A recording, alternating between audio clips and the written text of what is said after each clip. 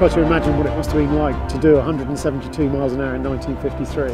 I think Norman must have done a fantastic job, and he must be very, very brave, because to do 172 in a modern car is fast enough and difficult enough, but back then it must have been almost impossible. If I could give Andy some advice, is all he's got to do is just keep his foot hard down. Don't lift that middle pedal, keep it flat to the board. I mean, we're going back 60 years when I did mine. 172.4 was quick. For me, Jaguars have always built fantastic sports cars that really, when you're driving a Jaguar, you feel what's going on underneath the bonnet, you feel the engine, you feel the speed, and I think nothing much has changed from 60 years ago until now. You still get that same feeling with the Jaguar, so I'm looking forward.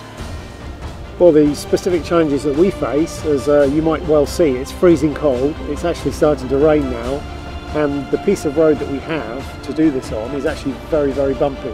I think the reason for the bumps are the tree roots actually growing up through the surface of the road. So yeah, I imagine at nearly 300 kilometres an hour, it's not going to be a walk in the park, but it will be exciting.